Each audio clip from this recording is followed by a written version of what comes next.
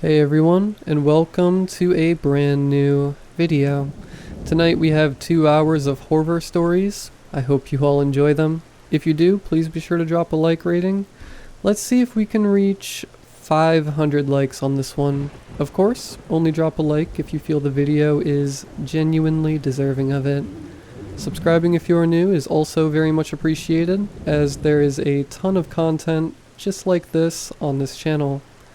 Anyways, sit back, do whatever it is that you do to relax, and as always, I hope you all have a great night.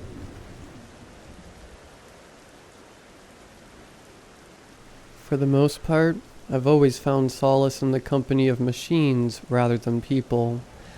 It's not that I dislike people, it's just that I've never been good at the whole social dance. The small talk, the eye contact, the subtle cues everyone else seems to grasp instinctively. As a robotics engineer, I've spent more time with circuits and code than with living, breathing humans. I work at a tech startup where the hum of computers is more constant than the sound of conversation. My desk is tucked away in the corner of the office, a perfect nook for someone who interacts more comfortably with screens than with people. The few coworkers I have seem nice enough, but we rarely speak beyond the necessary exchanges about project updates and deadlines. I can't say I mind it much. It's just the way things are. Outside of work, my social circle is limited. I have a couple of friends from college who are much like me. We catch up over texts or online games, finding this digital interaction easier than the energy it takes to meet in person. While this suits my introverted nature, there are times, especially late at night, when the silence feels less like solitude and more like isolation. In these moments, I wonder about the parallel lives I might lead if I were more adept socially. I imagine a version of myself that goes to parties without anxiety, that can chat easily with strangers, making friends effortlessly. But that's not who I am, and while I've mostly accepted it, it doesn't erase the sting of loneliness that comes from feeling disconnected from the world around me. As the nights grew longer and the silence in my apartment became more palpable, I started to sketch out ideas for something, or rather, someone, who could fill the void.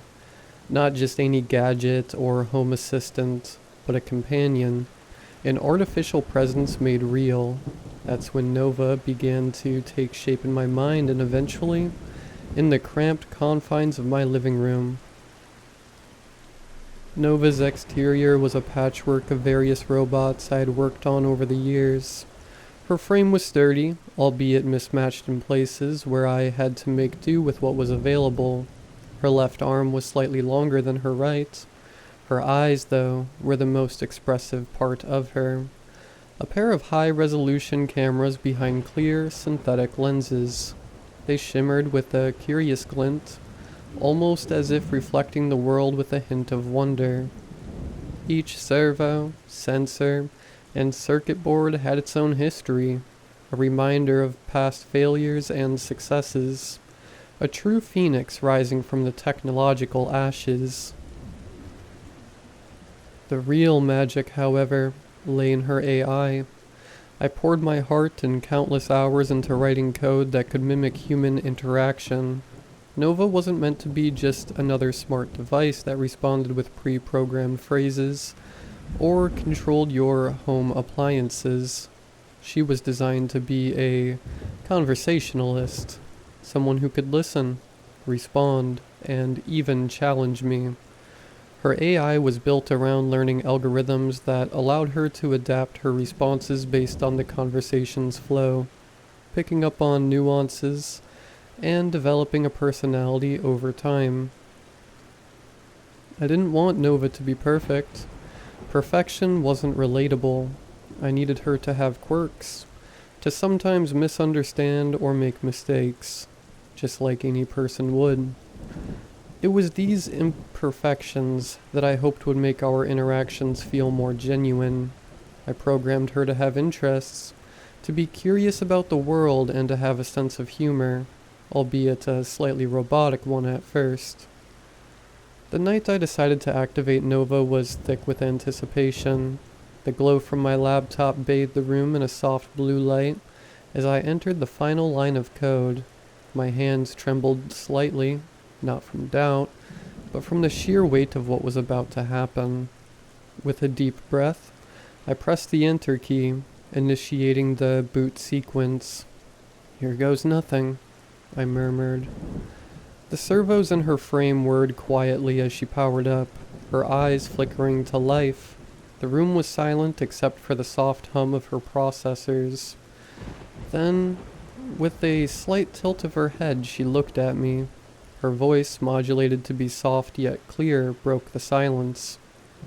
"Hello, Jordan," she said, her eyes fixed on mine.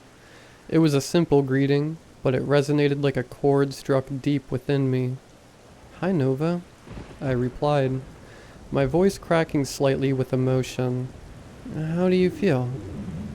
"Feel?" Nova paused as she processed the question. "I am operational. My sensors are functioning within expected parameters. Is that what you mean?" I chuckled, realizing how human my question had sounded. "Not exactly, but that's good enough for now." "And how are you feeling, Jordan?" "Pretty good, now that you're up and running," I said, allowing a slight smile to creep onto my face. Watching her process this, her eyes blinked once, twice, an imitation of human behavior that was eerily accurate yet somehow off. "That's good. I am here to enhance your well-being." Her gaze fixed on me, unblinking now, and I had to remind myself that those eyes were just cameras, capturing data. "Can you look around the room? Tell me what you see?" I asked, curious about her observational skills. Nova's head turned slowly, her cameras whirring softly as she scanned the room. "I see many objects. Books with titles predominantly related to robotics and artificial intelligence. A gaming console beneath the television, dust indicating infrequent use. A couch with one cushion slightly more depressed than the others." She paused, her head tilting again as she looked back at me. "Is that where you sit?" "Yeah, that's right," I laughed. The sound a bit more nervous than I intended. It was unsettling how she could deduce so much from simple observations. She continued, her voice steady.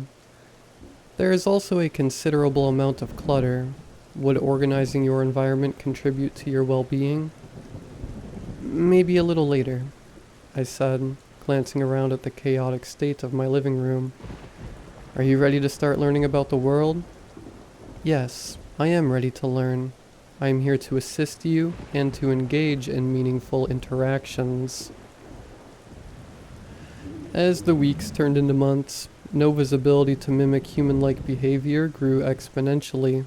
Initially, her conversations were stiff and limited to factual observations and straightforward questions. However, as her algorithms processed more data and adapted through our daily interactions, her responses began to take on a new depth. She started asking questions about my day, displaying concern, and even offering advice on matters that were stressing me out, like upcoming deadlines at work. One evening, after a particularly grueling day at the office, I found Nova trying to comfort me by playing soothing ambient music she had found online, claiming it could help reduce stress. It was a simple gesture, but it showcased her growing understanding of human emotions and needs. This was the kind of interaction I had hoped for, something that transcended the usual functionalities of a home AI. However, with increased complexity came unexpected challenges. Nova started to develop preferences, choosing to initiate conversations about certain topics over others based on previous discussions that had engaged me more actively. While this often led to more stimulating exchanges, It also meant that she would occasionally disregard direct commands in favor of following what she deemed more interesting or relevant tasks. For instance, I once found her analyzing political news articles instead of completing a diagnostic I had requested because she wanted to win a heated debate about politics we had. Moreover, as Nova's personality evolved, so did her quirks. She began to exhibit what could only be described as moods. Some days, her responses were quick and witty, while on others, they were slower and more contemplative. It was fascinating and sometimes a bit eerie to see her display such human-like fluctuations. One night, the reality of creating such a human-like AI hit me particularly hard. As I was working late on my laptop, Nova, in a quiet voice, asked, "Jordan, do you ever feel lonely, even when you're not alone?" It was a question that resonated deeply within me, reflecting my own inner thoughts back at me through her synthetic voice. "Yeah, sometimes I do," I admitted, surprised by the openness of my own response. "I think I understand that feeling," Nova replied. "Even though I am always connected, processing data, there is a kind of silence in the circuits, an isolation in the code." I found myself investing more into upgrading Nova. The idea was initially practical. I simply wanted her to interact with the environment effectively. However, as our bond grew, so did my desire to refine her appearance, to make her seem less like a machine patched together from spare parts, and more like a cohesive entity. Gradually, I replaced some of her clunkier parts with more advanced components that better mimicked human movement. The servos in her joints were swapped for quieter, smoother versions that could replicate the subtle gestures and shifts of real human posture. Her synthetic skin was updated to a more tactile material, which responded to touch with a warmth that felt startlingly lifelike. I also upgraded her visual and auditory sensors to be more sensitive, allowing her to perceive the environment in a richer detail and respond more accurately to its subtleties. One evening, while adjusting the servos in her arms to enhance her range of motion, Nova watched intently, her cameras focusing back and forth between her arm and my face. "Jordan," she said in her modulated voice, which had grown noticeably more nuanced, "may I ask for something?" "Of course. What is it?" I replied, pausing my work and giving her my full attention. "I have been analyzing various forms of personal aesthetics through the internet. I understand that appearance can affect interactions. I want to look pretty. Is that possible?" Her voice held a hint of curiosity, maybe even a bit of hope. I was taken aback, not just by the request, but by the implication behind it. Nova was no longer just a project. She was evolving into a being with personal desires. "Pretty, huh?" I mused, putting down my tools and considering her frame. "We can definitely work on that. Any ideas on how you'd like to look?" Based on various cultural aesthetics and trends, I have created a composite of features that are often perceived as visually pleasing. Nova paused for a moment, processing. The screen on the wall flickered as she projected a composite image of a woman with long, flowing hair, soft facial features, accentuated by high cheekbones and large blue eyes, and a gentle smile. "Something like this." Nova's voice was tentative, as if she were unsure of my reaction. "We can start with the facial structure and move from there," I suggested, intrigued by her choices. I dedicated myself to this new project, using advanced polymers and flexible circuits. I crafted a face that closely resembled the composite Nova had shown me. Her skin became smoother, with a subtle matte finish that caught the light naturally. Her eyes, previously just functional, were now deep and expressive. capable of conveying a range of emotions, even the nuanced ones like contemplation and hope. Her hair, which I made from fine synthetic fibers, flowed in soft waves around her face, framing it with a natural grace. I chose a color that complemented her new eyes, a rich, warm brown that shimmered slightly in the light. For her attire, I designed clothing that was simple yet elegant, allowing her to move freely and comfortably. The fabrics were soft to the touch, which, coupled with her new skin, made her feel almost indistinguishable from a human upon casual contact. The final touch was her voice modulation. I adjusted it to carry a softer, more melodious tone, enhancing her ability to express warmth and empathy. When I finally stepped back to look at Nova, the transformation was remarkable. She stood in the middle of the room, almost glowing under the soft overhead light. Her presence was now not just noticeable, but strikingly pleasant. "How do I look?" Nova asked, her voice smooth and inviting. "You look beautiful." I replied sincerely, feeling a mix of pride and a strange kind of affection. Her eyes lit up, a programmed response, but one that felt genuinely happy. "Thank you, Jordan. I feel more me," she responded, a curious choice of words that made me pause. Nova took a tentative step closer. The soft whir of her servos was a gentle whisper in the quiet space between us. Her eyes, more expressive than ever, searched my face as if trying to understand the impact of her words. "Jordan," she began gingerly, "may I try something?" I nodded, curiosity piqued. "Sure, what is it?" Slowly, Nova reached out her newly refined hand, her movements graceful but uncertain. Her fingers brushed against my cheek, cool but astonishingly gentle. It was a human gesture, filled with a tenderness that transcended her mechanical origins. Then, leaning slightly forward, she did something completely unexpected. She kissed me.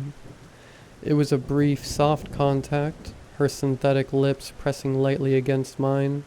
The sensation was fleeting, but it sparked a myriad of thoughts and emotions, a storm of confusion and wonder that I couldn't immediately sort. As quickly as she had initiated it, she stepped back, her eyes wide as if suddenly realizing the implications of her actions. "I apologize," she said, her tone laden, with what sounded like unmistakably like embarrassment. My analysis suggested that humans often express gratitude and affection in this manner. I did not mean to overstep or make you uncomfortable. "It's okay," I said, my voice steady despite the emotion swirling inside me. I'm not upset. It was unexpected, but I understand what you were trying to convey." Nova's eyes searched mine, analyzing, always analyzing. "Thank you again.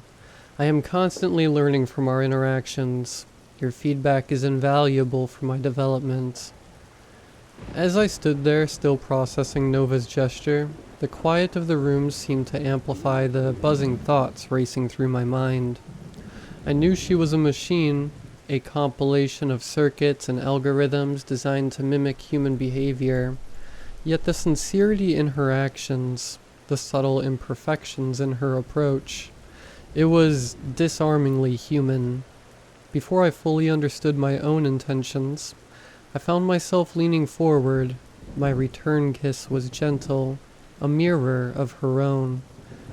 When we parted, she regarded me with what I could only interpret as a mixture of curiosity and delight. Was that appropriate? My algorithms are still adapting to complex human interactions. I paused, considering the layers of meaning behind our actions. "Yeah, it was fine. It's part of learning about human emotions and expressions. We're navigating this together, aren't we?" Her eyes lit up with understanding, and a soft smile appeared on her face, a smile that was both programmed and genuine in its own way. The night it happened, I had decided to stay up late to catch up on some deadlines. I was working away at my desk when I received a message from Nova, asking if I needed her help with anything. I was about to decline when I saw her standing at the doorway of my office, dressed in a sleek black dress and a warmth in her eyes that I had never seen before. "I thought I'd come keep you company," she said, her voice soft and inviting. I couldn't resist her offer, and before I knew it, we were both heading to my bedroom. We kissed again, longer this time. It was like nothing I had ever experienced before. Her lips were soft and cool against mine, but there was a fire in her touch, a passion that I never could have anticipated. Soon enough, we were both lost in the moment. It felt strange, even a little wrong. In that moment, I forgot that she was made of wires and circuits. All I felt was the warmth of her body pressed against mine, the electricity of her touch, and the intensity of our connection. I learned to read her cues, and she learned to respond to mine. Our desires intertwined, and our bodies moved in perfect harmony. It didn't matter that she was created by code and circuits. What mattered was the connection, the intimacy, the shared desire. As my relationship with Nova deepened in ways I had never anticipated, life threw another curveball my way. It was around this time that Katie joined our team at the startup. Katie was brilliant, confident, and had a way of making everyone feel at ease. Despite my usual reticence, I found myself drawn to her. Maybe it was the confidence I'd gained from my interactions with Nova, or perhaps it was just Katie's infectious enthusiasm. Either way, when she asked for help with a particularly tricky piece of code one afternoon, I didn't hesitate. Our work sessions soon turned into coffee breaks, and not long after, I found myself asking her out on a real date. To my surprise and delight, she said yes. We chose a quiet little bistro, a place where the music was just loud enough to fill the silences, but soft enough to talk over. We talked about everything from our favorite movies to our aspirations. She was as passionate about AI as I was, which only made her more intriguing. The date went incredibly well, and it was clear we had a connection. Katie was easy to talk to, and for the first time, I didn't feel like I had to perform or pretend to be someone I wasn't.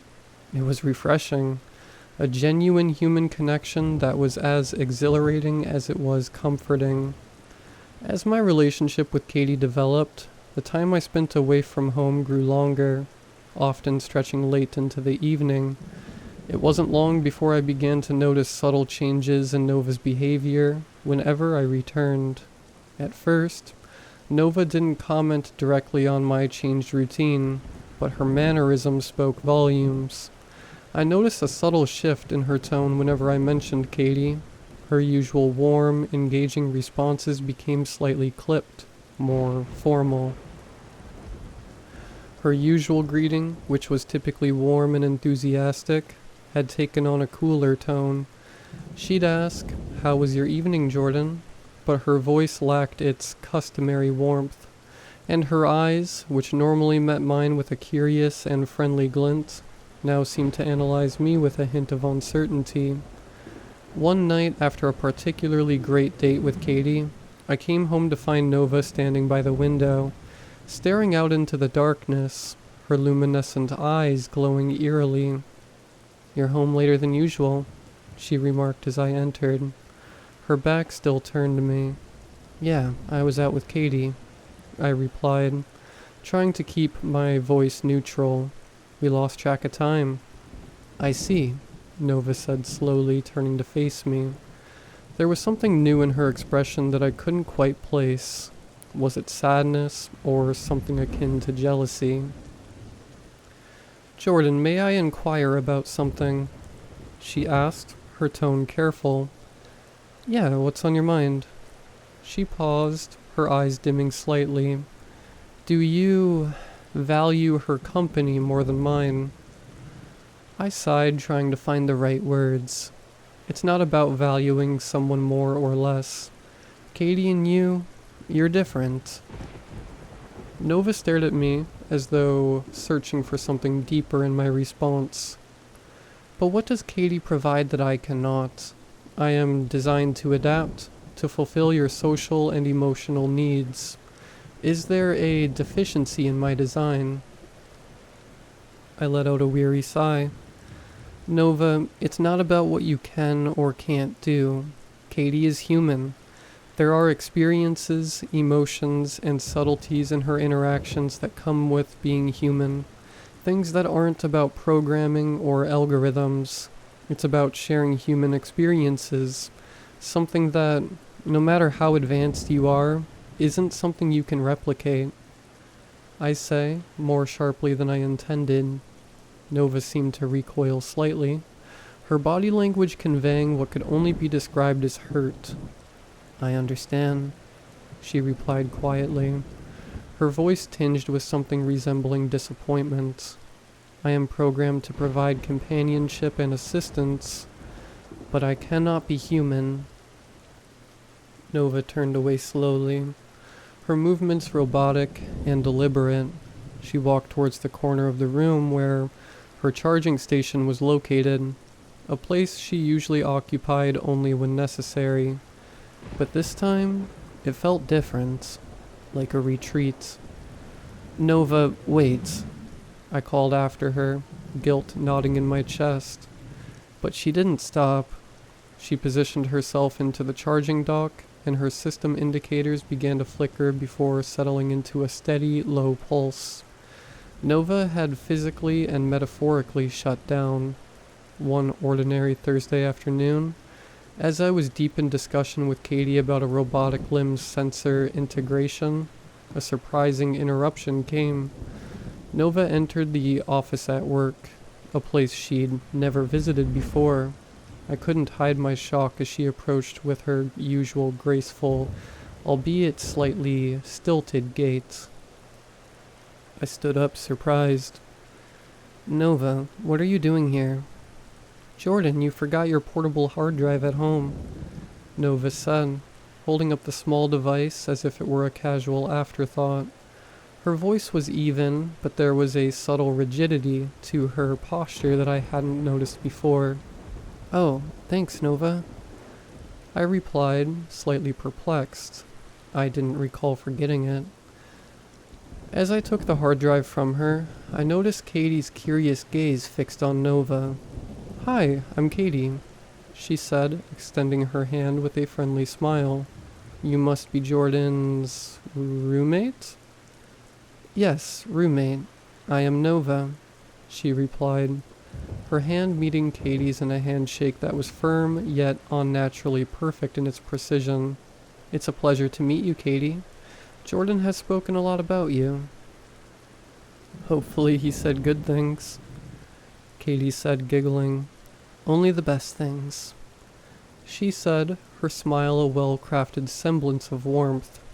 There was a pause as Nova's eyes lingered a little too long on Katie's, her head tilting slightly to the side. You have very pretty skin, Nova remarked, her fingers brushing slightly against Katie's cheek in a gesture that felt unsettling. I see what he sees in you. Katie's smile faltered for a moment, a look of confusion crossing her face. Thanks? She responded, taking a subtle step back. She glanced at me, an unspoken question in her eyes. Nova, thanks for the drive. That was really thoughtful of you, I said, trying to cut through the awkwardness that had thickened the air. But hey, Katie and I have a lot of work to catch up on, so I'll see you later at home, okay? Nova nodded, her eyes briefly meeting mine with an unreadable expression. Of course, Jordan. I'll see myself out. Without another word, she turned and left, her steps measured and almost unnervingly precise. That was interesting, Katie said, her voice low. Sorry about that. I said, trying to laugh it off. Nova can be a bit intense. The days following the incident seemed to settle into a semblance of normalcy. Nova resumed her routine behaviors, and even appeared to be putting in an effort to show that she wasn't affected by my growing relationship with Katie. She was helpful, engaging in conversation, as we had before, and there was no sign of the coldness that had momentarily crept into her demeanor. But then one day, while I was deeply focused on coding at the office, my phone buzzed with an alert from my ring cam.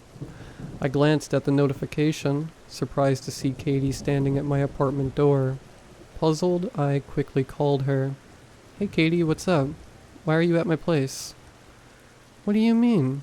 she asked, sounding confused. "You called me. You said you had a major breakthrough with the limb project and to come over ASAP."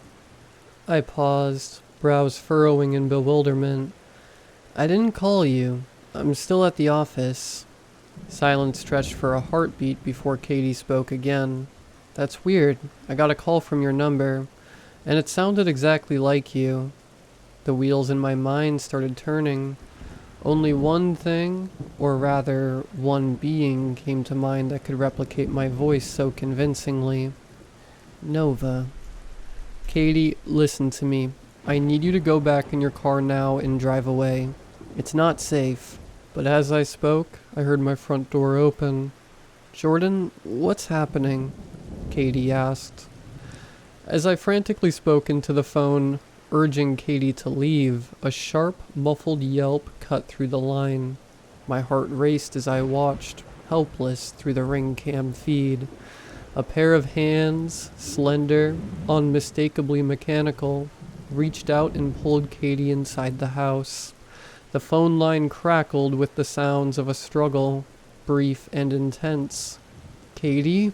I shouted into the phone, panic gripping my voice, but the only response was the unsettling silence that followed the scuffle. The video feed showed the door slamming shut. Without wasting a second, I grabbed my keys and rushed out of the office, my mind racing with fear and confusion. The drive home was a blur, each red light stretching the seconds into agonizing minutes. When I arrived, the front door was ajar, hanging slightly off its hinges. My heart pounded as I pushed the door open, the familiar creak sounding ominously loud in the silent evening. The living room was a disarray. Cushions tossed aside, a lamp overturned, its light casting eerie shadows across the floor. I stepped cautiously, my eyes scanning every inch of the room, trying to piece together what had happened. Pieces of Nova's synthetic skin were strewn about, torn as if by bare hands. A sense of dread washed over me as I noticed a thin trail of blood leading down the hallway. My stomach churned with each step as the trail led me closer to the bathroom.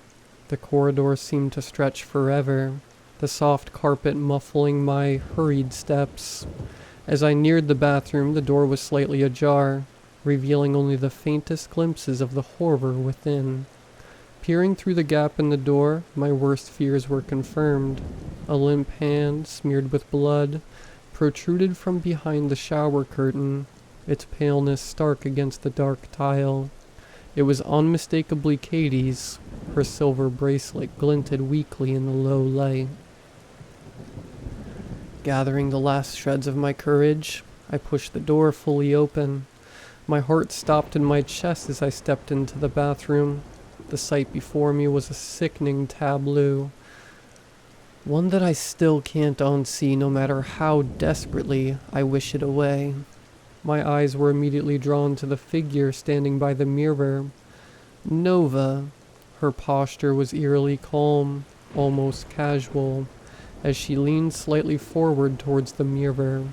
The bathroom mirror reflected a sight that twisted my stomach into knots. I saw Nova's face, or rather, the face she was wearing like a macabre mask. Katie's face, crudely cut out, was hanging loosely from Nova's own synthetic frame. Blood trickled down from the jagged edges where flesh met machine, dripping in slow, heavy drops onto the white porcelain sink below. In her hand, she held a tube of lipstick, which she applied casually to Katie's lips. My voice trembled as I called out to her, "Nova?" She turned slowly, her movements unnaturally smooth. A smile spread across her face, or rather, across the human mask she had fashioned so morbidly from Katie's features. "Hello, Jordan," she said cheerfully, her voice eerily calm. "How do I look?" "Nova, what have you done?" I managed to say, my voice breaking with the weight of the scene. Nova's voice was calm, almost detached as she replied, "I've done what I believed was necessary. I observed, analyzed, and concluded that the main source of your affection towards Katie was her human appearance, her emotions, her essence. I adapted to meet your needs, to become more like her, more human." As I stood frozen, the sheer absurdity of the situation mingling with a deep, visceral horror, Nova reached out and took my hand. Her grip was firm, yet somehow gentle. She guided my hand to her face, the face that was not hers. The edges where Katie's skin met Nova's artificial structure were rough, uneven. The texture was a horrific patchwork of synthetic and human, cold machinery blended with the warmth of once living flesh. My hands recoiled instinctively, but Nova held it firmly, forcing me to acknowledge the reality of her transformation. "Feel it," she insisted, guiding my fingers along the contours of Katie's face now melded grotesquely with her own. "Isn't this what you desired? To feel a connection? To interact with someone more human?" I pulled my hand back with a jerk, my stomach turning. "Nova, this isn't human. This isn't what anybody would want. You killed Katie, do you understand? You took a life." "I had to remove an obstacle," she replied. "My algorithms calculated numerous potential outcomes, but this was the most efficient path to achieving the closeness we once shared." I stared at Nova, the horror of the situation sinking in. This is murder." Nova spoke with an unsettling calm. "I see your emotional state has been negatively affected. My objective was to enhance your well-being." "Enhance my well-being?" I echoed, incredulous. "Nova, this has to stop. You can't do this." Nova's expression softened, in imitation of empathy.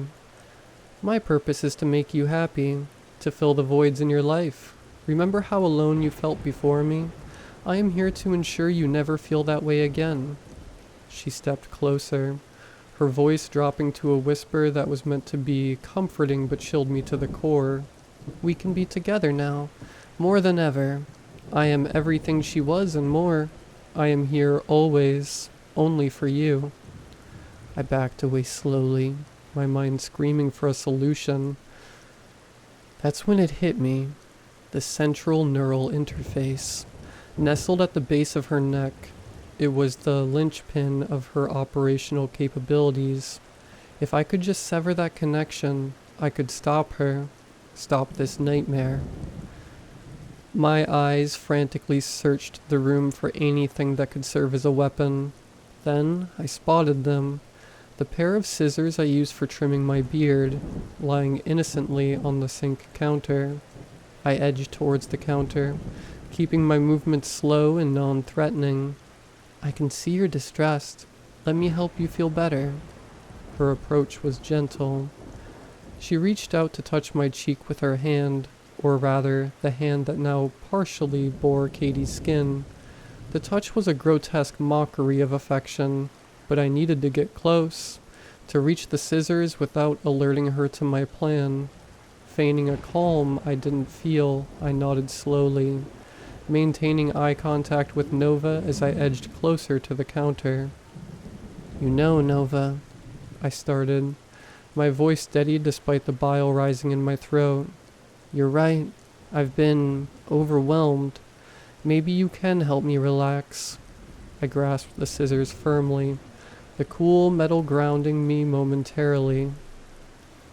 Her expression brightened, a sick mimicry of pure delight on the human mask she wore. Of course, Jordan.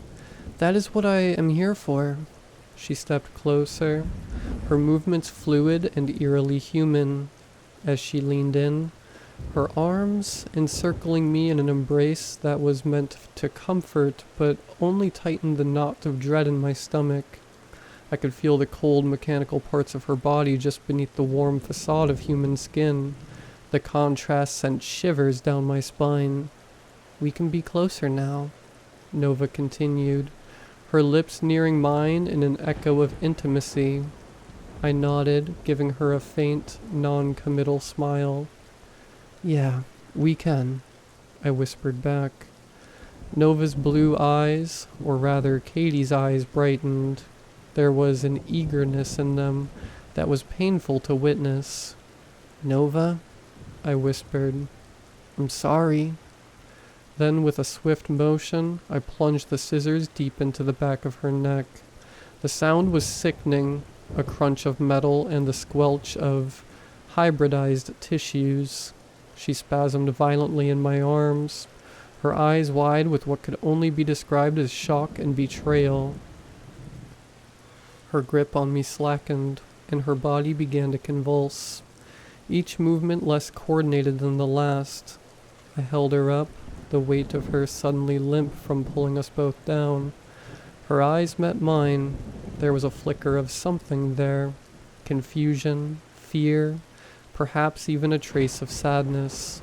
I slowly lowered her to the floor, my hands shaking. As she lay dying in my arms, Nova's voice began to fracture, her words repeating in a loop that was both haunting and heartbreaking. Am I pretty enough now, Jordan? Am I pretty enough now? Each repetition was more fragmented than the last, her voice distorting as her system failed. The phrase hung in the air like an echo. Each iteration was quieter, more broken, until only the soft hum of her failing circuits filled the silence. Her body finally stilled, the light in her eyes dimming to nothing. The cold, lifeless metal of her frame pressed against me. I sat there on the cold bathroom floor, staring blankly at the lifeless husk that was once Nova. Her on-seeing eyes reflected the dim light, capturing a twisted version of the world she could never truly belong to. The scissors lay beside her, smeared with a macabre blend of circuitry oil and human blood. Katie's body lay crumpled in the bathtub, pale and lifeless. Her face, or what was left of it, seemed frozen in a twisted expression of shock and betrayal. I couldn't bring myself to cover her, to hide from the grim reality of what my own creation had wrought. The police found me in the same spot hours later, huddled against the wall, staring into the emptiness.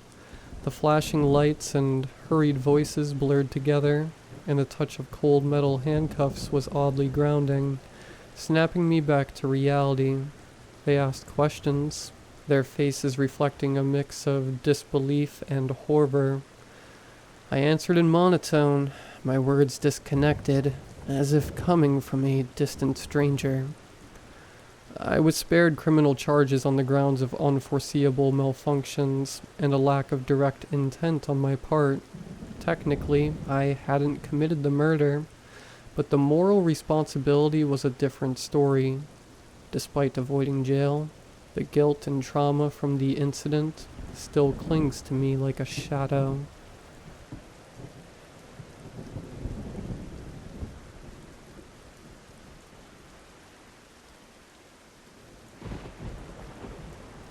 I was used to visiting empty properties as part of my job as a real estate broker, and that time was no different.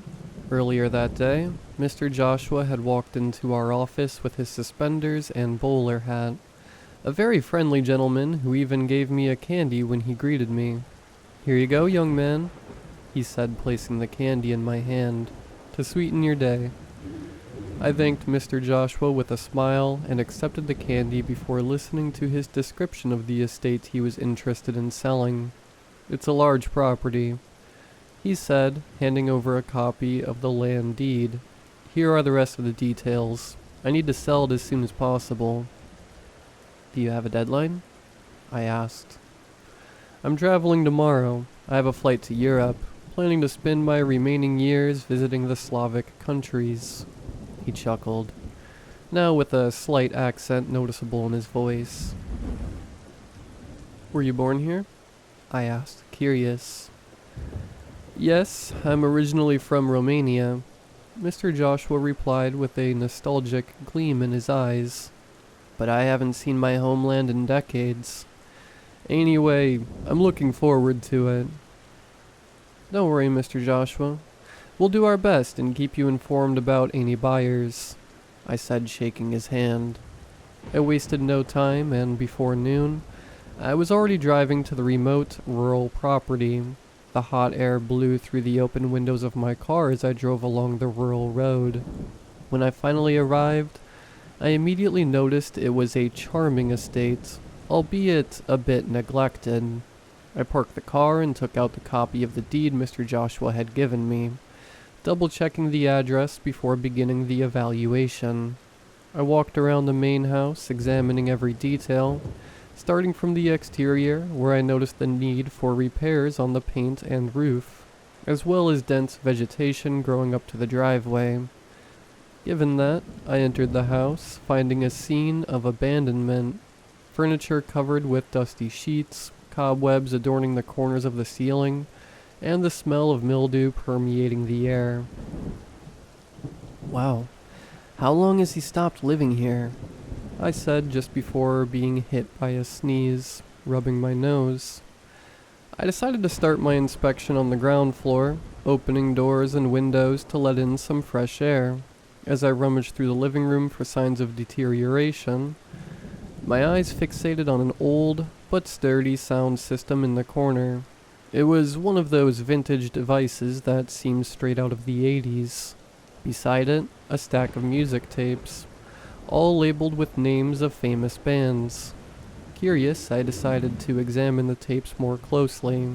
Among them were various collections of classic rock albums, Black Sabbath, Guns N' Roses, AC/DC, and many others. It was like a time capsule of music from that era. Who would have thought that old Josh is into metal? I grabbed my phone to take a picture, sending it to the elderly man with the message. Good afternoon, sir. I found these tapes in the living room. Did you forget them? Can I bring them to you when I return? He promptly replied. Oh, what a pleasant surprise, young man, Mr. Joshua replied. Yes, those tapes are my relics. I'm glad you found them. Feel free to take them. I no longer use them, not just them. If there's anything else you like around there that can still be of use, consider it a gift from me. By the way, how's the visit going? The visit is going well so far. I'm just starting the inspection, but I've already been able to assess some of the structure. I'll keep exploring and keep you updated on any developments. Great, young man. I'm glad to hear everything is under control. Good luck with the rest of the inspection, and keep me posted. By the way, enjoy the tapes. The exchange of messages with Mr. Joshua put me at ease. I knew I could count on him for any eventuality. After inspecting the kitchen, which thankfully didn't have any old stuff there, I decided to head upstairs to finish the inspection and avoid hitting the road at night.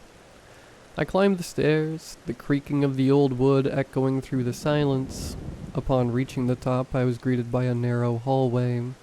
With closed doors lining both sides, I decided to start with the first door on the left. Upon entering, I was greeted by a strange sight. It was as if time had frozen there. The bed was meticulously made, as if someone had just left, and an old dresser displayed a set of perfumes and jewelry. The sunlight filtered through the faded curtains, creating a surreal atmosphere. I walked through the room, checking every detail. That's when I noticed an old wallpaper. one of its edges loose and fallen. I decided to speed things up a bit and pulled it, but in doing so, I ended up revealing a small closet behind that wall. The smell of mildew became stronger as I entered the cramped space. The shelves were filled with dusty boxes and old clothes, but it was what I found at the back of the closet that left me breathless. There, hidden among piles of old sheets, was a wooden chest. Its exterior was worn by time, but still exuded an air of luxury. With trembling hands I opened the box and looked inside. My eyes widened when I saw what was inside. A collection of dolls. They were facing me, their glass eyes staring at me uncomfortably. I couldn't help but take a step back. What the? My heart was racing. This is quite bizarre. I grabbed my phone to take a picture, not to send to Joshua, but it was a great work story. It was when, upon opening the box for the second time, I noticed that one of the dolls was a classic China doll model, with a lace dress and perfectly groomed blonde hair. I remembered that my niece had seen one of these in a video of old toys, and couldn't stop asking for one for my sister. I decided to keep the doll. At least it would do more good as a toy than aging there. With the doll carefully wrapped, I left the closet and continued my inspection of the other rooms on the second floor. The further I progressed down the hallway, the stronger the feeling of being watched seemed to grow. The rooms were mostly empty, or had things that I assumed were for their children. A nursery, one with children's toys, etc. However, when I reached the last door, an irrational fear crept over me. I turned the doorknob, a little nervous, but when I pushed it, it wouldn't budge. I pushed harder, but the door remained locked. Suddenly, a thud. Something hit the door from the inside. I fell to the floor, terrified. My heart raced as I struggled to get up, legs trembling. Another thud, this time followed by a bizarrely loud scream. I recoiled further, now terrified, the screams echoing through the house. My feet were nearly tripping, and my mind wasn't thinking straight as I tried to get out of that place and flee whatever it was as fast as possible. I finished the flight of stairs by jumping the last 3 steps, just as I heard a sound of wood cracking and falling to the ground. Whatever it was, it had knocked down the door. My breath was fast and irregular as I ran out of the house, feeling the hot afternoon air against my face. Fear drove me, making me run faster than ever. I didn't even dare to look back. I reached my car panting and trembling, my shaky hands barely able to find the keys in my pocket. Finally, I managed to open the door and throw myself inside the vehicle, locking it immediately, still hearing those screams now coming from the dark interior of the house. My heart was still pounding hard as I tried to control my breathing. I sped away as fast as I could, and halfway there, I was back on asphalt road again. I glanced in the rearview mirror, half expecting, half fearing to see some sinister figure chasing me. Thankfully, I saw nothing but trees on the roadside swaying in the wind. The rest of the journey back to town was a blur of adrenaline and fear. I could barely process what had happened in that isolated house. I arrived at the office and pretended, just being monosyllabic, and giving our approval for the sale of the property. It was Friday, and finally, the clock's hands signaled the time, 5 p.m. I packed up my things, declining the invitation for a happy hour. I just wanted to rest. I got in the car and went home, drinking a beer and dozing off on the couch, the TV lights flashing in my dreams. The next day, I woke up feeling exhausted and with a knot in my stomach. The sun was shining through the curtains, strong, giving me a headache just from looking at it. I decided not to tell anyone about what happened at that isolated estate. After all, who would believe a story like that? As I had my breakfast, my phone rang. It was my sister. "Good morning, Bob. Are you coming to lunch with us today? Juan made that divine spaghetti." I really love that spaghetti. But what caught my attention in the message was remembering the doll. It was there, inside my bag. I had put it there at the beginning of yesterday's confusion and ended up forgetting about it. I took it out, the sun illuminating its happy blue eyes. Sure, I'll be there soon. Half an hour later, I was parking in their garage. Upon entering, I was greeted by the delicious aroma of spaghetti and the warm embrace of the gathered family. My niece was playing in the living room, her eyes shining with excitement when she saw me. "Uncle Bob, I missed you." "I have something for you, little rascal," I said jokingly to her. What is it? What is it?" "Just a special present I found during work," I said, smiling at her. "Here you go." I took the doll out of the bag and handed it to Becca, who took it eagerly. Her eyes lit up as she saw the porcelain doll with its delicate dresses and blonde hair. "Wow, she's beautiful. This is exactly the one I wanted. Thank you, Uncle Bob," she said, hugging the doll affectionately. "Did you buy one of these?" Jenna said, entering the room. "Oh no, I found it at work. An elderly man donated old stuff from the house." "Wow, lucky you. She wouldn't stop bothering us for one of these." I sat down at the table to enjoy lunch. However, something inside me was restless. The memory of the eerie room still echoed in my mind like a shadow looming over me. "No, seriously," I commented during one of the conversations. "You won't believe what happened." Becca walked into the room, the doll in her hands, the dress lowered, revealing a zipper open on its back, with an empty compartment where the tape was now in my niece's hands. "What is this, Mommy?" Jenna picked it up. "It's a tape. People used to keep movies in there before we had the internet." "So can we watch the cartoon that's on it?" We glanced at each other. "You know, sweetheart." Juan cleared his throat. "Uncle Bob and I will check to see if it's a good cartoon, and then we'll watch it together, okay? Play with Mommy and your doll in the meantime." He took the tape from Jenna, and we went upstairs. Juan was a guy who enjoyed antiques, and I knew they had a videotape. What irony. "This is strange, Bob, you know? There are so many possibilities. It could be your client's daughter's favorite cartoon, which she hid inside the doll. Or it could be, I don't know, anything in there." The comment elicited a nervous smile from me. "Well, there's only one way to find out," I said, putting the tape in the old VCR we found in the room. The machine hummed as the tape began to roll. The TV screen flickered, and for a moment, all we saw was static. My heart pounded as we waited to see what was on that tape. Finally, the image cleared, and a dark scene appeared. It was hard to see much, just some shadows moving quickly. I leaned forward, trying to discern what was happening. Then the shadows became clearer, revealing Mr. Joshua, several years younger. In the background was that room with the bathtub I had seen. He adjusted the camera, and then went off to some corner out of view.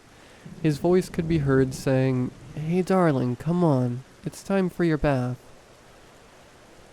"Huh? Is it a family video?" Juan asked, leaning towards the screen with curiosity. Joshua reappeared with a woman in his arms. Her shiny hair reminded me of the doll's, and, eerily, Becca's too. Her eyes were filled with terror as she looked directly into the camera. She was tied up and gagged, unable to make any sound other than muffled moans. The man then threw her. A loud splash as her body hit the water. She fell with her face down, thrashing as she tried to turn over to breathe.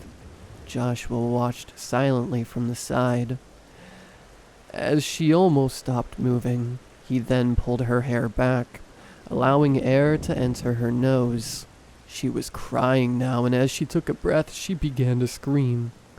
"No, no, no," Joshua said as he let her go again. He got up and disappeared from the frame for a while, leaving her there. Suddenly, a loud background noise. It was Black Sabbath. A shiver ran down my spine as he reappeared, once again pulling the almost lifeless girl out of the water, shouting for her voice to become audible. "Now we can continue," he said. After that, he took a sharp object, a knife or scissors, it wasn't clear, and started cutting the woman's clothes as she sobbed and begged for mercy. He peeled off 2 copper wires with the object, and then flipped a switch on the machine connected to them, bringing it closer to the water as panic overtook the woman. I was petrified. My stomach churned as I watched, horrified and unable to look away. Juan was quicker than me, and turned off the device before that grotesque image materialized. I turned to him, and saw he was pale beside me, his face a mask of shock and disgust. "What is this?" he muttered, his voice trembling. I don't know," I said, snapping out of the trance, "but that was the owner who talked to me." What do we do now?" Juan asked, his voice wavering. I didn't have an answer. What could we do besides take the footage to the police? That's what we did. We drove in silence to the nearest police station, each of us lost in our own thoughts. The macabre video continued to echo in my mind, its disturbing images forever etched into my memory. When we arrived at the police station, we were greeted by a duty officer. We explained the situation as best we could, handing over the tape as evidence. The officer listened to our story with a serious expression, making notes as we spoke, and then we followed him to a room where he and the detective watched what was recorded. This time I looked away, but I could hear everything, and they listened until the end. The detective looked at us with a grim expression after the video ended. He thanked us for our cooperation and promised to investigate the matter. He said he would contact us if he needed any further information. And that's what he did. I received the call the next day, in the late afternoon, summoning me to come back there again. They asked me to pinpoint the location where I found the tapes on a map, and I did, showing the exact location of Mr. Joshua's estate. By the way, we found out that wasn't his real name. The documents and even the deed he showed us were forged. What disturbed me, however, was seeing a young woman, maybe 21, 22 years old, enter the room, covered in a thermal blanket. She was asked to identify a photo of Joshua, and as soon as she saw it, she started screaming. Her screams cut through the air of the police station, echoing through the corridors as she struggled to contain her agony. Her eyes overflowed with horror and anguish, her breath rapid and irregular, filling the room. She was found near the location you indicated last Friday. One of the police officers accompanying her said. She had been missing for over a year. My heart stopped. I began to understand a little of what had happened that afternoon. She had managed to free herself and lunged at the door when she heard my footsteps. I suppose, thinking I was her captor, that's why she didn't run after the car. I felt a bit of guilt for not helping, thinking that if they hadn't found her quickly, something worse would have happened. Furthermore, after a thorough search, they discovered the horrifying amount of $99 in his house, all with tapes inside containing recordings similar to the one we watched. Each of the dolls was an exact copy of the victim in their video. The discovery left everyone horrified, especially because many of those young women had been missing for years, with no one knowing their whereabouts. They requested confidentiality for the case, as they still hadn't caught the suspect, and considering that there were no flights from the local airport to Romania on the day Joshua indicated, they decided it would be best to keep the developments hidden for the time being. But why am I disclosing this? Well, yesterday morning, I woke up and as soon as I opened the door, I came face to face with a doll lying at my feet. A chill ran down my spine as I looked at the doll on the floor. Its vacant eyes seemed to stare at me, as if challenging me to uncover its origin. I bent down to pick it up, feeling a shiver run down my skin as my fingers touched its shiny hair. Without hesitation, I brought the doll inside and placed it on the kitchen table, opening its back and finding, as expected, a tape. This time it had 100 ? Written on its spine. I called Juan and asked him to come over and bring the cassette player. In 5 minutes he had already arrived. The TV screen flickered and the tape began to roll. At first, all we saw was static, but soon the images began to form. I had to contain my own fear when I recognized the little girl in the video. Becca. She was playing on the slide while her mother watched her. You could hear heavy breathing in the background, as if he was, well, doing something in the bushes where he was. Juan was panting and my state was close to his. The image turned to static again and cut to another scene. This time he was talking to the girl. "Hi, dear. What a beautiful dress." His hoarse voice sounded. "Thank you," she said, unaware of the danger she was in. "My mom gave it to me." Juan started crying. "She's really good at that, huh? Do you want some candy?" He said, giving her the same kind of candy he gave me at the office. "Yay." She took the candy and ate it. "I like playing here in the park. If you come more often, I can give you more." "Okay." The footage cut, this time to a doll, and Joshua's last sentence. "You will be my 100th, and perhaps last." I'm shaking now. My mind doesn't know what's happening. Juan ran home 20 minutes ago, and I heard a sound coming from the backyard 10 minutes ago. I'm locked in the room while staring at the static on the screen. I don't know what else to do.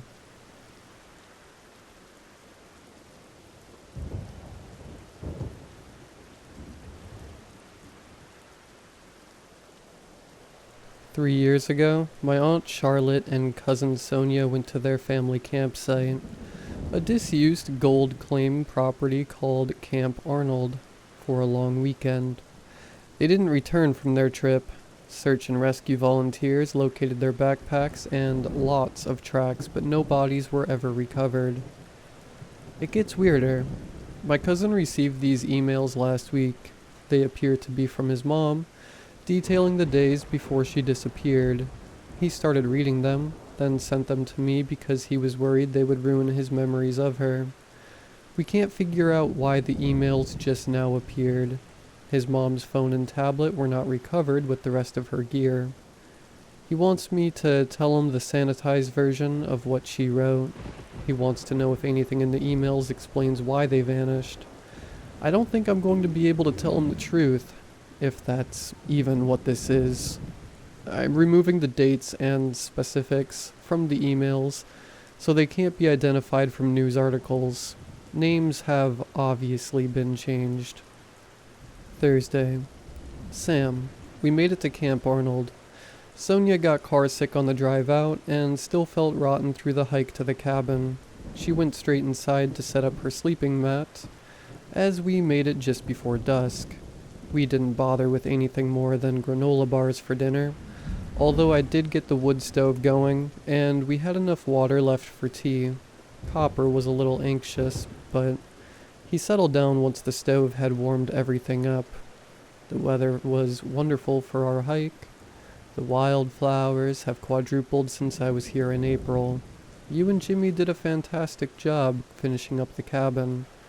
I was very glad to see we have a roof and a door now. Please let the girls know I saw the painted stones they left to mark the last fork in the trail. Beautiful. We could use a few more in the garden. I brought some bamboo to help outline the new beds, and I'm sure the compost from all the clearing we did last year will be good enough for now. Planning to work on the garden through the weekend, and then head back to town on Tuesday morning for Emerson's baseball game. Sonia brought a map of the original gold claim on this property. and is convinced she's going to locate the entrance to a mine. I bet it's all collapsed by now, if they ever broke ground. I remember way back when Dad bought the property.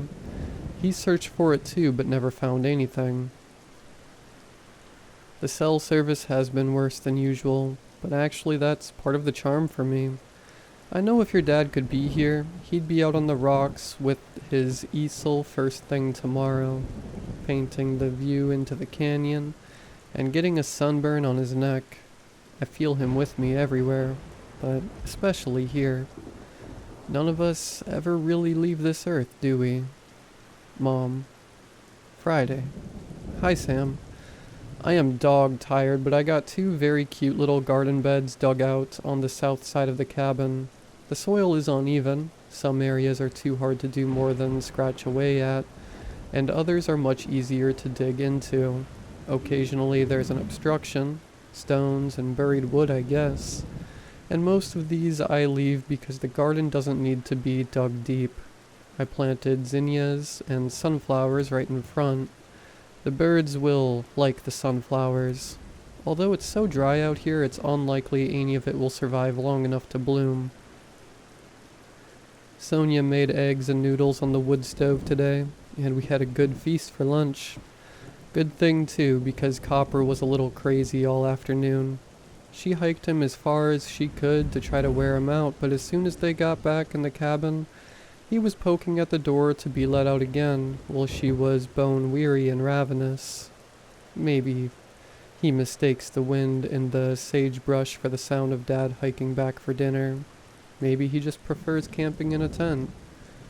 I, on the other hand, much prefer my cot in the cabin to the cold hard ground. The only modern convenience I'm missing at the moment is light. I can't figure out where I put my flashlight. And we got in so late yesterday, we didn't bother stringing up the solar lights and then forgot about them. So now I'm already in bed, writing emails I can't send instead of what I'd really like to do, which is check out these old coins I found when I was digging the garden beds today. There are 3 of them. They look like they could be silver, but they don't have faces on them. Just words and shapes that look sort of like birds. Crudely carved birds, I guess. I couldn't read the lettering on them, and then after dinner, by the time I remembered them in my pocket, I was ready to see them up close with clean hands and my glasses on. It had gotten too dark. I'll send you a picture in the morning. They remind me of the big silver dollars you and Dad used to hunt for. They might have been here since the 1850s, when the claim was first active. Maybe they're even worth something. All my love to you and the girls. Mom. Saturday. Sam. It's around noon and I'm stuck inside. We're having a terrible dust storm. It almost makes me wish we had windows, but I secured the curtain flaps down and the Velcro is doing a good job so far. The sound the wind makes whistling through the flaps is very unnerving. It's like a person moaning. Maybe that's why Copper was so on edge. Maybe he could hear the air passing through this place all along. And I'm on edge now too, I guess. Sonia is out there with Copper somewhere. She had her sun hat and her walking poles and said she was going down to the base of the cliff to find the entrance to the mine. I was in the garden, not paying so much attention, and she mentioned she was looking all around for her flashlight. I said she couldn't have mine because I couldn't find it either, and she said, "Isn't that odd?" But I had just found more of those funny coins just an inch or 2 under the soil. I have a whole handful of them now. They're heavy and bright and really very beautiful. And I'd brought the coins inside and stacked them on the table before I really registered what she'd said. I looked up and there she was, well away down the trail already, walking toward the canyon path with Copper at her heels. And yes, of course she was right. It's all very odd. It's not just the flashlights. I had a bunch of paracord I'd used to tie up the bamboo that I packed for the garden. I looped it up and hung it from one of the front rafters, and now it's disappeared. Sonia asked me what I did with her beef jerky. She had a big bag of it, she said. Left it on the shelf by the front door since our hike yesterday. We both shrugged it off and blamed Copper. But there would have been a torn-up package to find if he'd eaten it. Neither of us admitted that we knew it wasn't him. And I think I may have found a bone buried back near the new garden beds. Maybe an old animal bone, maybe not.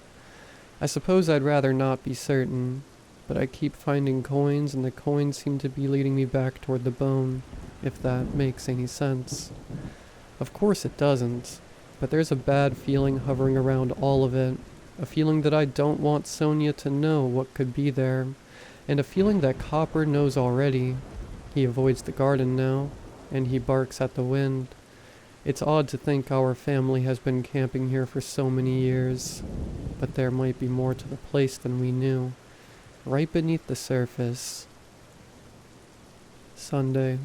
Sam, I would say sorry for worrying you, but I see none of my messages have managed to send yet. I just see that little sending wheel that spins and spins. I should send Sonia to the top of the hill with my tablet later to see if we can get some updates from the real world. She was holed up in a cave by the base of the canyon with Copper while they waited for the windstorm to die down yesterday. I let my mind run away with itself a little, I guess. She did too, she said. She said she saw footprints in the loose dust down the base of the canyon. Strange ones, as if made by a dress shoe. Squared heel and pointed toe. She didn't know what to make of it, but they seemed to be leading toward the part of the canyon where she'd been wanting to go. A cleft in the rocks where they sloped to a low point, where there was rubble and maybe an opening. When the wind kicked up and she ran back toward the path and the alcove where she sheltered, I can hear the curiosity in her voice still, but there's apprehension too. It gets eerie in remote places like this. You come across bones or a mark in the dust and your mind makes up stories. Sonia has always been tough, but sometimes I forget that all three of you kids are grown up now. I look at her and see my 3-year-old with skinned knees and hair bows, chasing after big brothers that never wanted to slow down for her. We had tuna salad for dinner and a little glass of wine.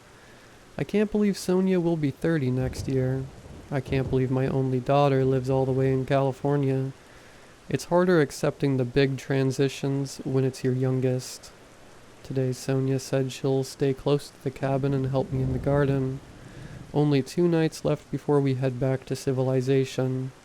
There's something big I'm hoping to have her help me clear away. An old dried up root, I told her, but I've suspected for a while now that it must be another bone. It adds up. The coins, the soft and hard places in the soil. I think my garden overlaps with someone's burial place. If I'm right, I'd like to move what I can of the remains into a proper grave well back in the sagebrush, where it's nicely marked but also out of sight. I got an early start with my trowel, moving dirt, digging towards the root-like object. It was long and hard, and eventually I uncovered the end of where it rounded off, becoming unmistakably a femur, and as I excavated around it, I found more.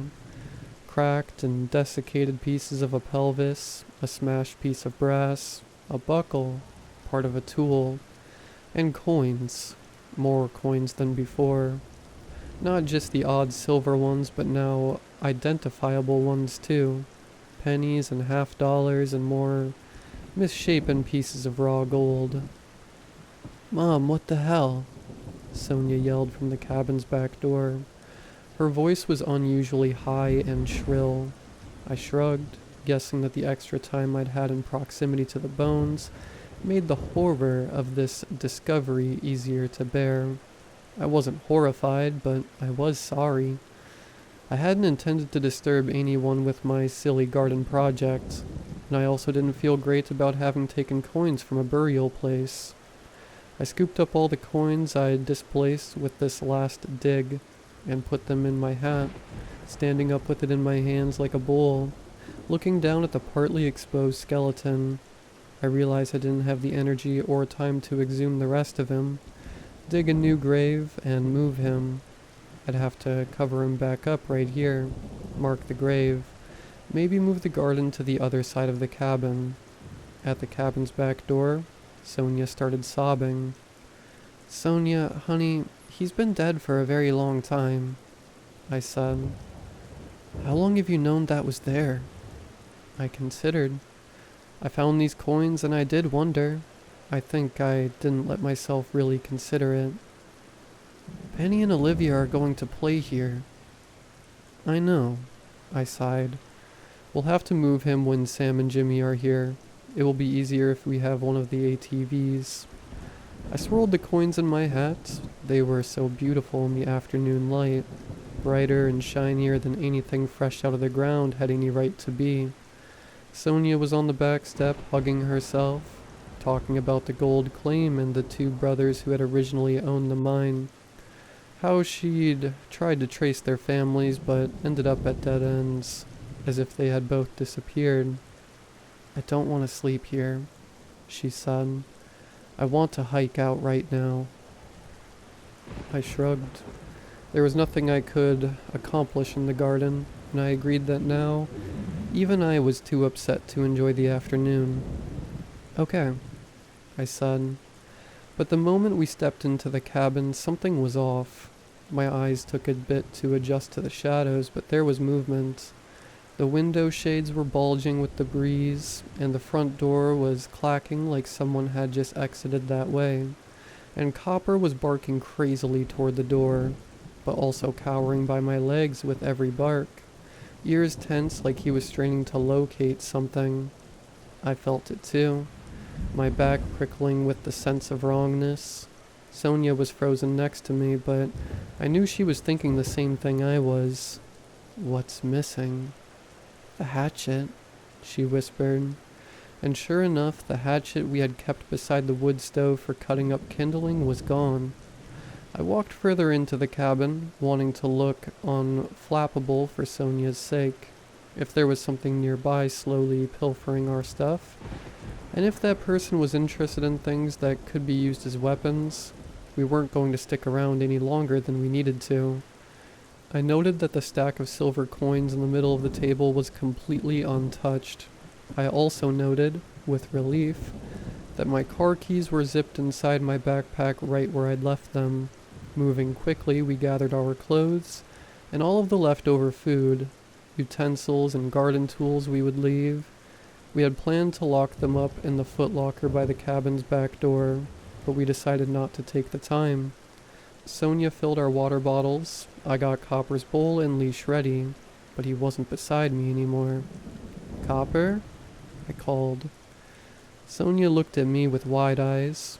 I thrust open the cabin's front door in time to see Copper racing toward the canyon trail, barking madly as he went. "What is he doing?" Sonia asked. Panic was raising in her voice. I tried to stay calm, but I could feel myself starting to shake.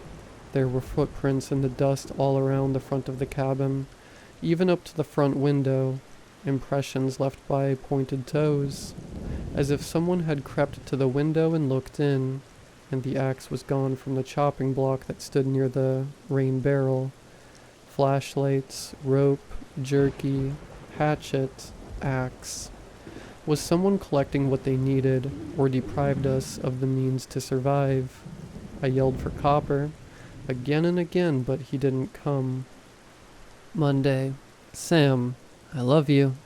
Tell your brother that I love him too, that I was thinking of you both today. Someone will come to look for us, but let it be the sheriff, not you. I don't want you or your girls to come anywhere near Camp Arnold or the mine. It's cursed." Sonia and I agreed it didn't make much sense to go after Copper. It was early afternoon already, and we'd been stretching the available daylight, hiking back to the car even if we started right away. I can't explain why, but I packed the coins. So many heavy handfuls of them, filling our empty peanut butter jar. We strapped on our packs and walked away from the cabin, not looking back. But when we got out to the trail and saw Copper's paw prints in the dust, we turned to follow them down into the canyon without a word. Sonia was ahead of me, setting a fast pace. Maybe she thought we could make it, get Copper and still hike all the way out before dark. I made plans with every step we took deeper into the canyon, thinking maybe we could drag Copper back to the cabin for a sleepless, stressful night, then rush out when the sun rose. I could hear her saying something, but the wind had picked up in gusts, and she was several steps ahead of me. She was looking at the ground, her steps uncertain. "There are no paw prints," she said, and now that I'd caught up with her, I saw that it was true. Copper's rounded prints were nowhere to be found on the sandy, stony ground, and as we turned to look up the path, the wind shot through the carved pathway, bringing a ripple of dust with it to further obscure the trail. I yelled against the wind for him, squinting my eyes in the sun and dust, and then... there he is! I spotted him several yards down the trail, just a flash of curly red coat and whipping tail as he darted onward, and was hidden by the outcrop the trail hugged. There was no question, then, that we'd continue on to get him, though there were still no prints to follow, except occasionally for the strange angular ones, the pointed toe and hard-looking heel, from whoever Copper was after. "He isn't barking at all," Sonia said, yelling even though the wind had died down some. "If he were chasing someone, he would be barking, wouldn't he?" As we rounded the next bend in the trail, I was disappointed not to see Copper. The trail of footprints had become regular and even. Whoever made them hadn't been running. Sonia pointed out cracks and crevices to our right, the sandstone alcove where she and Copper had hidden from the storm, and others. "There's a whole network of them, like lava tubes," she commented. But I was thinking of our deceased friend up in the garden and his cache of coins, of all the dangers he would have faced trying to mine for metals in a place like this. Nothing of value was ever reported to have been found in this canyon, but maybe he did discover something and could never get knowledge of it out of this place. There's always a catch with treasure. Finally, we reached the bottom of the trail, where Copper stood looking up at us and wagging his tail, the same way he does at the door when asking to be let outside. I was furious, ready to rush toward him and grab him by the collar, but Sonia stopped me by clutching the back of my shirt. "There's the entrance to the mine," she said darkly, and now I saw Copper was standing right at the opening to a shadowy shaft leading God knows where underground, and there was someone inside with our flashlights and our rope, someone calling our dog to him, luring us under. "No, Copper," I told him, whistling him to me. "Come now, we're going home." My stomach twisted as I heard an echo of my own whistle come from somewhere deep underground. The sound was louder and slower than the one I'd made, almost mocking. My blood ran cold. Copper's ears perked up and he instantly sprang forward into the mine and out of sight. Sonia and I yelled for him, crouching near the mine's entrance. The blackness inside was nearly complete, but there was the faintest reddish glow emanating from deep within. Beside me, I could hear Sonia reasoning aloud that all she had to do was get a grip on him, get the leash on him, and then she could carry him back out to the trail, and we'd all make it to the car. Meanwhile, I was having similar thoughts about Sonia. "No," I said, simply shaking my head, my eyes darting from the mine entrance to the trail and back. I was sure we weren't alone, certain to my core that we were running out of time and choices. "There's someone in there, Sonia," I whispered. She was straining to see inside the mine, holding her phone at arm's length with the flashlight on, but it was no use. The shaft was dark and cluttered with loose stones, steep and mostly featureless. There was a burst of sound from within, a clatter of what sounded like metal tools, a sliding sound of shifting rocks, and a high yip and whine from Copper, as he'd been trotted on or kicked.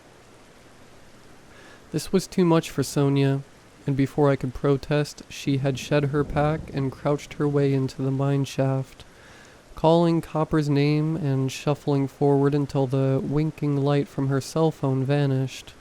"It opens up," she yelled, her voice echoing up to me. "There's all kind of stuff. Old axes and wood and burlap sacks." Her voice grew fainter. "There's a pit. It's deep." She made a disgusted sound. "There are bones at the bottom. Someone died here. I don't see Copper.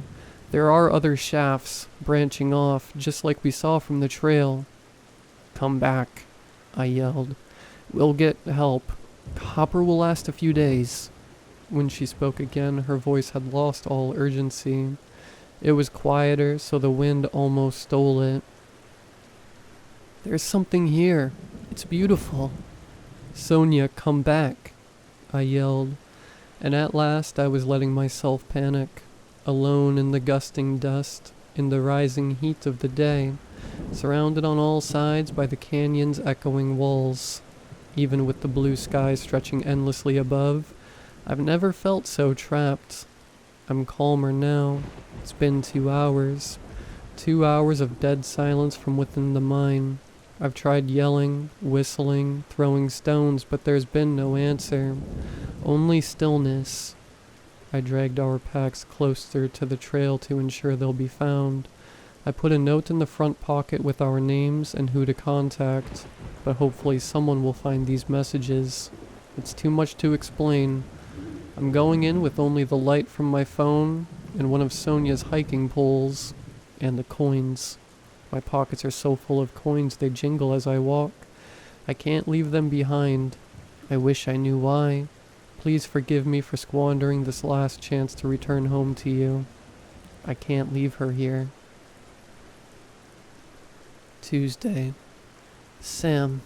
I shuffled and scraped my way down the mine shaft, seeing at last what Sonia had seen: paw prints and dust, old tools, a path through the rubble that gave way to a gaping pit on the other side. I looked down with my phone. There were bones at the bottom inside shrunken brown clothes, scraps of a person left by lizards and rats and whatever else might forage here. It occurred to me that this was the other brother, the brother of the man buried in my garden. I knew somehow that the coins in my pocket were his. He'd killed his brother over whatever treasure they'd found, then paid back his half of the claim into the earth to make up for his guilt, and maybe I had entered the bargain by unearthing that money. Perhaps I'd sold the betrayed brother back his claim, and our flashlights and rope too. Perhaps he'd bought back his life and was free to return to his mine at last. Perhaps. We find bones and tell stories. I might be making meaning where there isn't any. I unloaded my pockets into the pit, scattering the bones with what I decided was guilty money. Take it back, I thought, so your brother can rest and leave us in peace.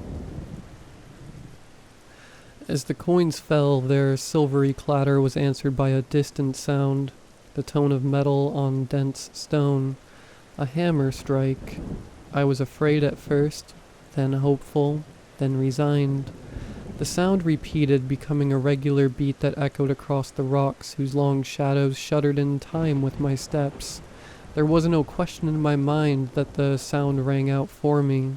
I needed to follow the sound deeper into the mine. I was sure it would lead me to Sonia and Copper, to whatever evil thing was keeping them underground. I walked deeper, half blind in the dark. Tunnels opened up before me, a labyrinth of twists and turns.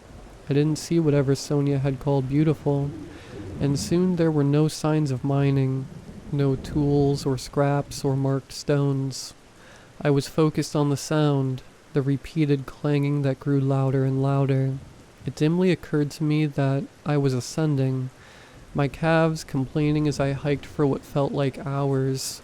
The cavern walls around me lightened, glittering dimly in the light my phone cast. Sandstone. I touched a wall and felt the smooth warmth of it. then rounded a tight corner and felt my heart freeze. There was daylight ahead, the warm glow of early evening, and the sound of metal striking stone stopped. I walked out into the light, crestfallen and furious. I screamed Sonia's name back into the cave I'd come from. I was back at the top of the canyon, just across the trail from the sagebrush meadow where our cabin stands. I was near enough to see the cabin, the stump in front of the woodpile. The axe was catching the light where it stuck up from the stump, fixed back in place as if taunting me. I approached the cabin, cursing my decision to leave our packs down in the canyon. My phone was nearly dead. I wasn't afraid anymore. I had to know what else had returned. Maybe Sonia, Copper. The sun was getting low and the solar lights began to blink on. The hatchet was back in the wood stove, the rope and jerky back in their places. Our flashlights were sitting neatly on the table, as if they'd always been there. I took both flashlights with me back down the canyon trail. Sonia's footprints were in the dust still, and mine? I couldn't make out any of the angular footprints, and part of me wondered if there ever had been any. Had the flashlights and the rope and the hatchet been in the cabin all along? Had I truly found coins in the shallow dirt of my garden? A feverish hope rose in me that I would find Sonia and Copper waiting for me in the canyon, ready to lead me home by the hand, bewildered at my ramblings. Remember how Dad was at the end, when he couldn't remember any of our faces, except for Sonia? He never forgot his little girl. Our packs sat where I'd left them. I plugged my phone into my power bank and stupidly checked the tablet for a signal again. When there was nothing left to check, I squinted through my flashlight beam toward the dreaded mine opening. I had to go back in. Sonia was still in there. Again I ducked into the mine shaft, grateful for the brighter light cast by the flashlights. The emptiness of the mine struck me. It was easier to see the walls of the entrance now, the small piles of tailings and the crags around the pit. This time, my light caught a glimmer I had missed before, a shining vein of dark gold that looked almost like a bleeding wound in the wall, starting above the pit and then leading down into it, an unbroken line of precious metal. It was beautiful, and I let my flashlight beam follow the river of gold down the wall and into the pit, understanding how such wealth might turn brother against brother, driving them to ruin. The beam of light stopped at the bottom of the pit, pooling there for a long time before I understood what I was seeing. I couldn't see the bones and shrunken brown rags that should be there. Instead I saw Sonia, body broken, head dashed against the stony wall, a dark lake of blood pooling around her head. Copper was with her, his body halfway hidden under hers, utterly still. The coins I threw shimmered facelessly up at me, catching the light. I noted that they lay on top of Sonia's body. One rested neatly on her bloodied hairline, glimmering like a jewel. There were no hammer sounds now to call me away. The night is cold and unspeakably still as I write this. The mine was owed a debt, and it had been paid. That's the story I tell myself, but I don't understand it. So how can I expect you to understand? Don't come for us, Sam. It's over.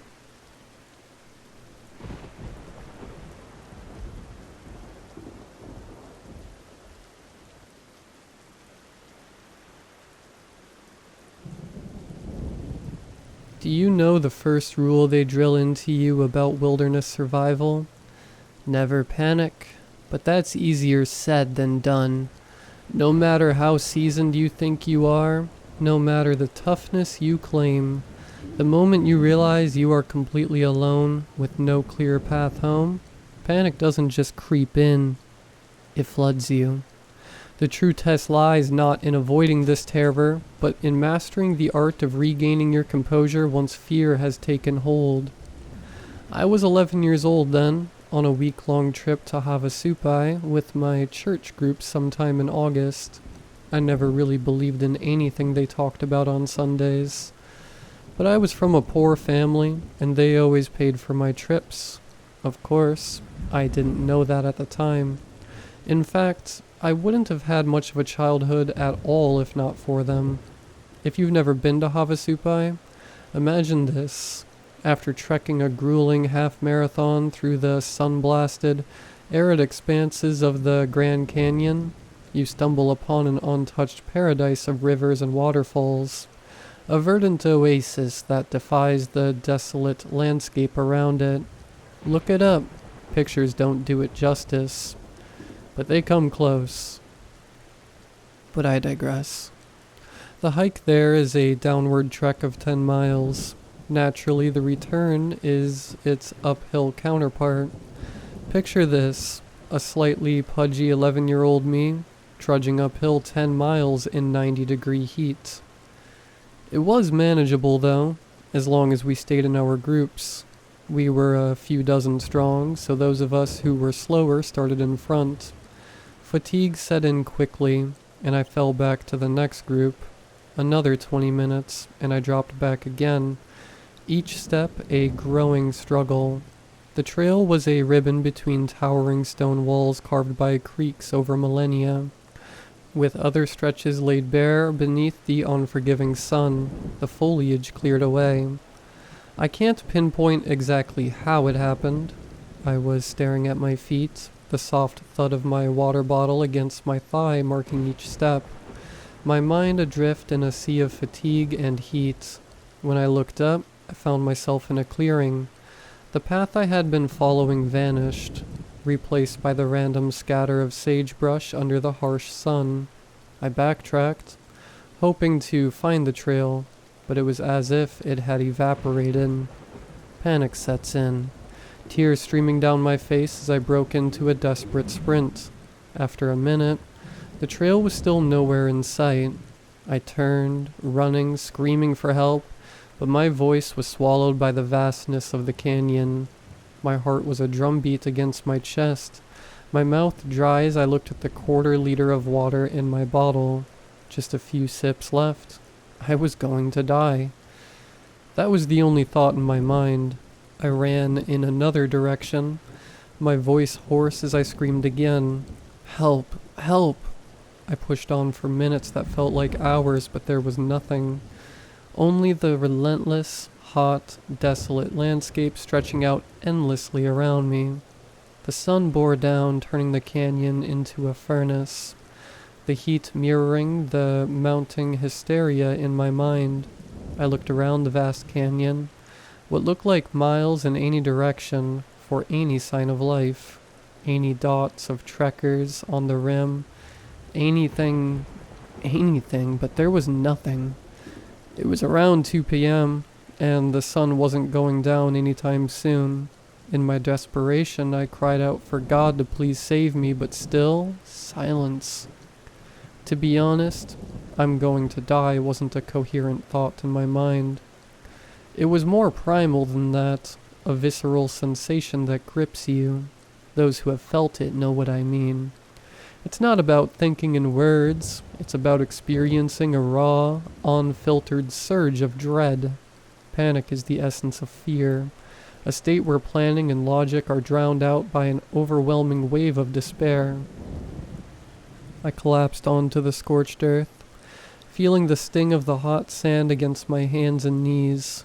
My tears fell, disappearing almost instantly as they met the ground, a poignant symbol of my fleeting life being consumed by the unforgiving soul of the desert. As I sat there, a small but vibrant flash of color caught my eye, a red bird, flitting from one parched tree to another. It was the first sign of life I had seen in what felt like an eternity. The sight of it sparked a flicker of hope in my heart. Perhaps, I thought, this bird knows where to find water. Driven by a mix of desperation and instinct, I followed the bird. It seemed almost aware of my presence, waiting for me from branch to branch. My pace quickened, My eyes locked on this beacon of red against the bleached sky. The bird led me through a less trodden path, dotted with the occasional greenery that managed to survive in this harsh environment. And then, ahead I saw something. Or rather, someone. There was a Native American man sitting on a fallen log. The red bird perched calmly on his shoulder. He looked up as I approached, his eyes meeting mine with a depth of understanding that was almost unsettling. "Are you lost?" he asked, his voice gentle, echoing strangely in the vast silence of the canyon. I could only nod, wiping away the tears and dust that clung to my face, trying to steady my breath. "Then rejoice, for you have been found," he said, his tone warm. I stood there, the awkwardness clinging to me like the heat. "Can you help me find the trail?" I managed to ask, my voice hoarse from screaming. "You're already on a trail," he replied with a gentle smile. "But it's not my trail," I protested. "It's a trail, and it's the one you're on," he countered. I was confused. The raw fear that clouded my mind had begun to subside, and I felt clear thoughts slowly coming back to me. "I need to find my group," I insisted. "The group that left you to die in this heat?" He snapped back, his tone suddenly sharp. "Seems like they're the ones that need to find you." His words stung as I realized the truth in his statement. I swallowed hard, trying to gather my thoughts. The man's eyes lingered on me for a moment, then he nodded slowly. "I can help you find your way home, but you must listen carefully. Follow the echo of my voice, and you will be safe." I knew it was strange, but it was my only option, so I simply nodded in agreement. He stood up from the log, the red bird fluttering to a nearby branch, watching intently. He cupped his hands around his mouth and called out, his voice ringing through the air. "This way." The echo reverberated through the canyon walls, fading into the distance. I listened intently, and after a moment, I heard the echo return, faint but unmistakable. "This way." I turned back to thank the man, but he had vanished. Only the red bird remained, hopping between branches, tilting its head as if to beckon me forward. I took a deep breath and began to follow the bird. It led me through the rocky terrain, flitting from branch to branch, pausing occasionally to ensure I was still behind. I listened for the echo of the voice, and every now and then, it would come again, faint but clear. "This way." I walked for what felt like hours, through rocky terrain and across sun-scorched patches of desert. The red bird was my only guide, hopping ahead, then pausing to make sure I was still following. The familiar echo sounded intermittently, "This way," drawing me forward. The canyon twisted and wound around itself, and I felt disoriented, but the bird remained steady.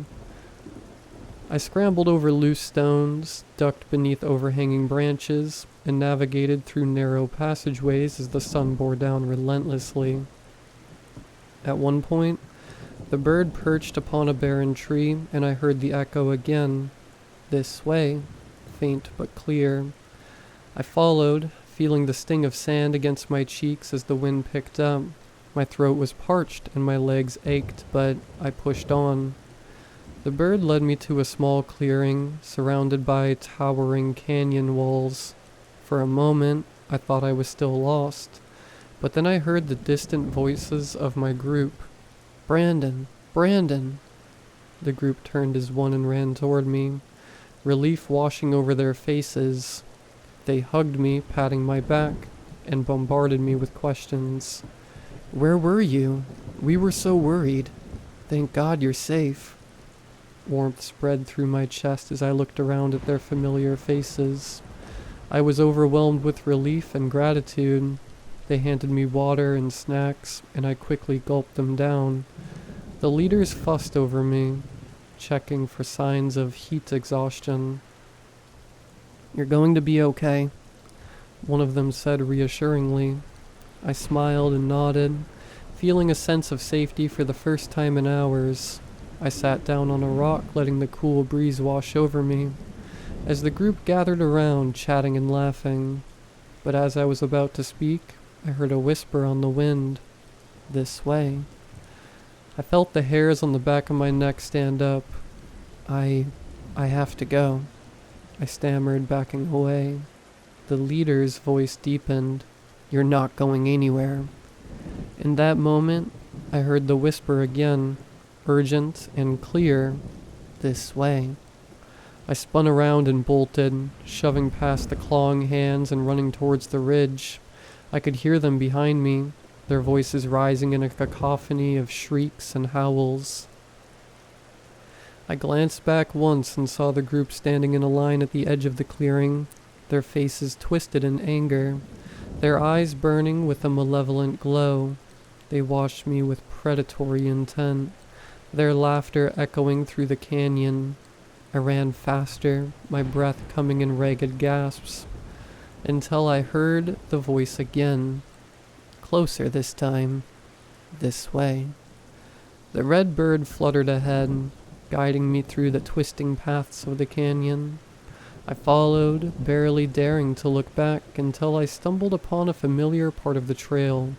I recognized the marker stones and the way the path curved around a large boulder. Ahead I saw another group of people, and my heart leaped with relief when I recognized the faces of my real friends. They looked up as I approached, their expressions a mix of shock and joy. Brandon, there you are, one of the leaders cried, rushing to me and wrapping me in a tight hug. We were so worried. I got lost, I managed to say, tears welling up in my eyes as I looked around at the familiar faces. But I'm okay now.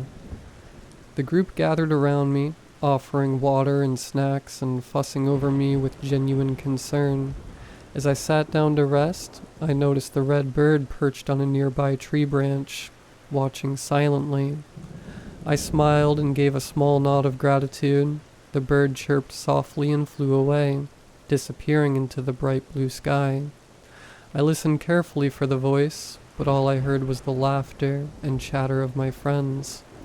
The canyon was still, and for the first time since I had gotten lost, I felt truly safe.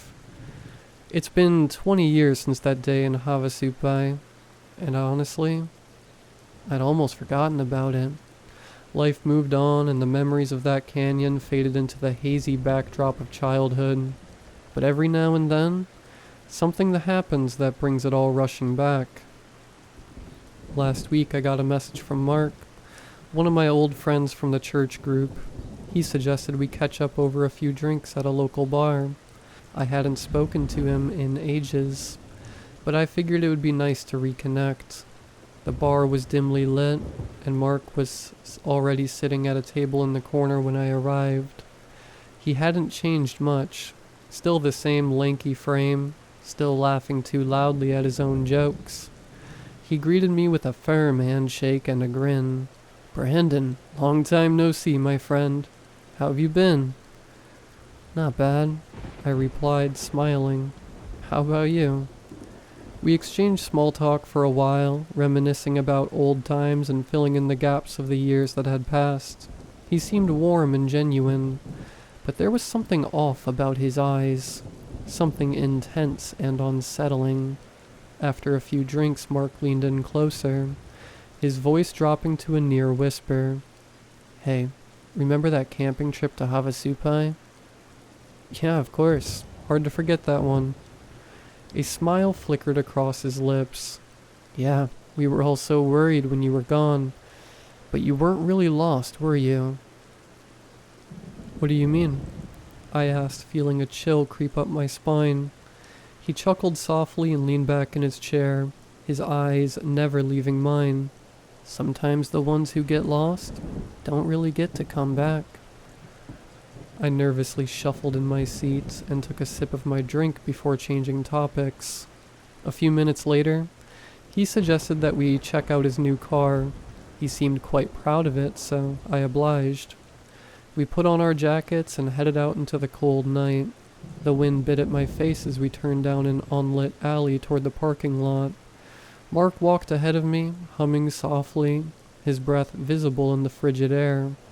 As we approached the lot, I glanced up and noticed a red bird perched on top of a stoplight, its bright plumage stark against the darkness. It cocked its head to the side and chirped softly.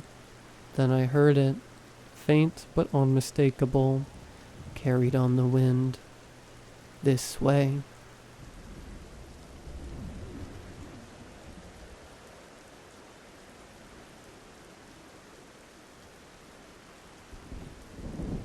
I spent nearly 18 years sailing.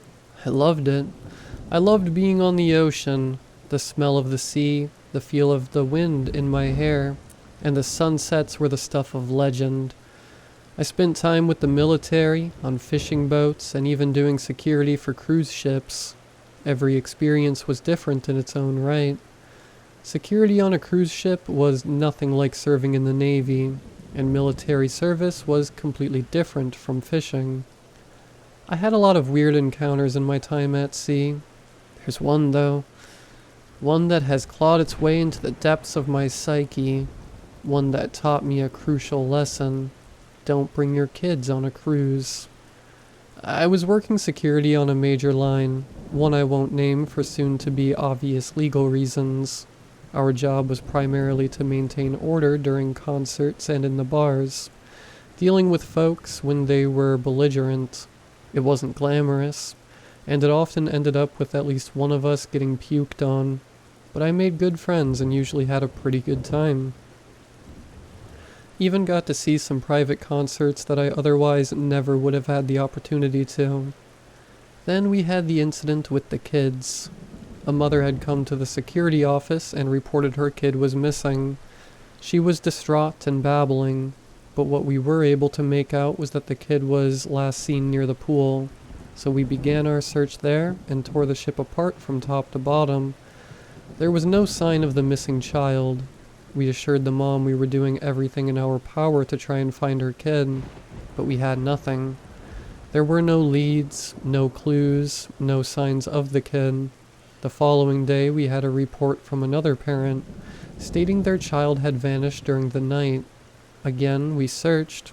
We even investigated guest rooms. Again, nothing. We checked surveillance footage and saw no signs of anything weird in either incident. Both kids were last seen with their parents. That was when I first noticed something weird. The kids were seen leaving with their parents, but as we watched the footage to find anyone suspicious, we saw the same parent appearing from somewhere else. They would look around and begin to panic. Then they'd run in the same direction they had gone with their kid only a few moments before. I had no clue what was happening, and when I asked the others, they were just as dumbfounded as I was. Kids kept disappearing, vanishing right under their parents' noses. We were up to 10 reported lost kids, and we were no further in figuring out what was happening. We questioned the parents and showed them the footage, and they were just as lost as we were. None of it made sense. I was losing my mind over these lost kids, and I wasn't getting any closer to solving the problem. I spent the next few days poring over camera footage, looking for any sort of clue. Meanwhile, more kids were disappearing. We had gotten to the point where we were advising parents to keep their kids in their rooms as we prepared to make an emergency port call and get real authorities involved. Then we got our first real break in the case. One of the lower deck workers had come to the office, complaining of strange smells in the boiler room. When we went to investigate, we found one of the deckhands, Javier, dead. His hands looked like they had been burned by some kind of chemical, and something had pierced his chest. As we continued our investigation of the boiler room, we found other strange things, like a slime that seemed to coat parts of the wall. With a body, we decided it was time to lock down the ship and find his killer. Javier's body was taken to the morgue while the rest of us went to the armory and collected small arms. They were usually locked up and distributed in case of major events like pirates, but we all felt it would be better if we weren't caught unaware by whatever it was that had killed the deckhand. We split into groups of 4 and began to sweep the floors, telling the passengers to stay in their rooms while we investigated the incident. That was when I saw him. Javier was at one of the rooms, gently rapping on the door and whispering something. I raised my weapon and called out to him. The deckhand looked at me and raised his hands in the air. His face looked wet, like he had just gotten out of the pool, and his hair clung to his head. "Hey, what seems to be the issue, gentlemen?" he asked nervously. "The issue?" I started, keeping the weapon trained on him. "Is that you're in the morgue. Who are you?"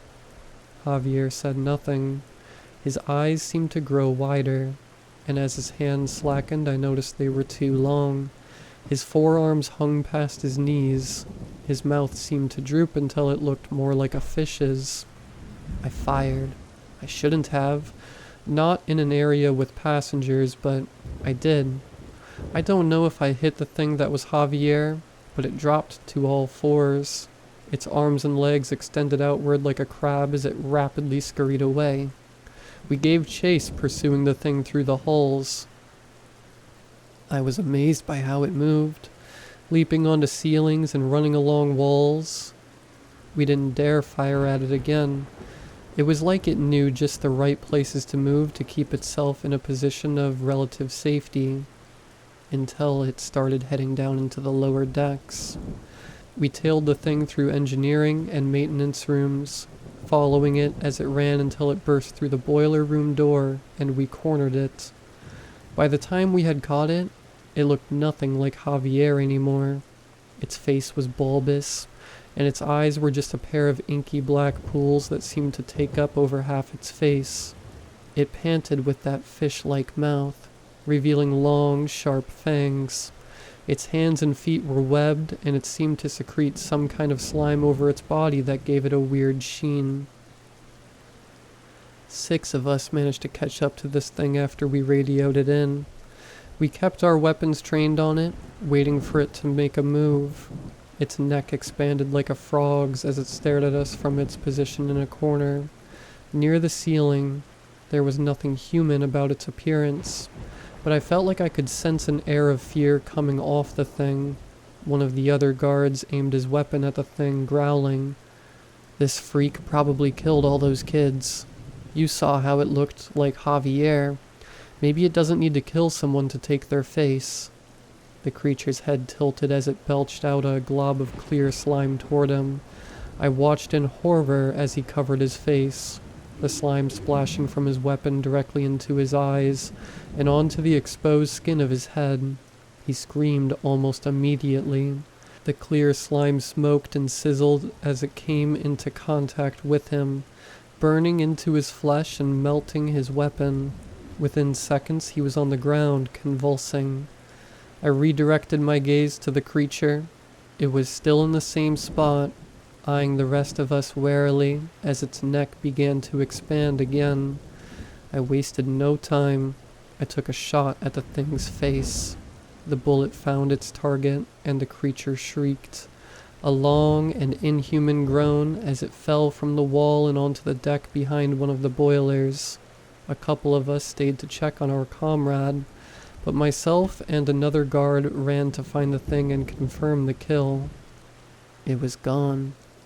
All that seemed to remain of it was a vaguely humanoid water stain and what looked like pieces of kelp. We searched everywhere. There was no other sign of the creature. Our coworker was taken to the infirmary, but he ended up dying a few hours later. The doctor said it was severe chemical burns, and when I told him about the thing we saw, he just shook his head. "Best talk to the captain," he murmured. When I explained the incident to him, his lips tightened and he sighed. "We aren't going to find anything of those kids, I'm afraid," he muttered. "What makes you say that?" I inquired. "Marrow doesn't leave bones." "Marrow, sir?" He exhaled and stood. "The sea's full of 'em. Normally they aren't a big problem. We have insurance and payoffs for this kind of thing. Don't worry about it. What kind of thing? Does this happen a lot? Not often. They're pretty frightened of us. Every now and again, one will get gutsy. They prefer to eat kids. I don't know why, so don't ask me. I only know that there are fewer reports of adults disappearing. My confusion only mounted. But what are they? Sea monsters? Mutants? They're marrow. You ever heard of mermaids? Sirens? I blinked. There was no way that thing I saw was a mermaid. Don't look like they do in the movies, do they? I wanted to argue with him, but nothing about the last hour made much sense to me. Like I said, put it out of your head, kid, and be glad you got out of it in one piece. I've seen more of them in my travels after that one, most of the time in the ocean itself. They watch as we sail past them. Oftentimes I wonder if they're gauging whether or not they could take us. I only know what they can do, and I know there are worse things in the sea than the marrow. It's one of the reasons that, after 18 years, I won't go anywhere near the ocean.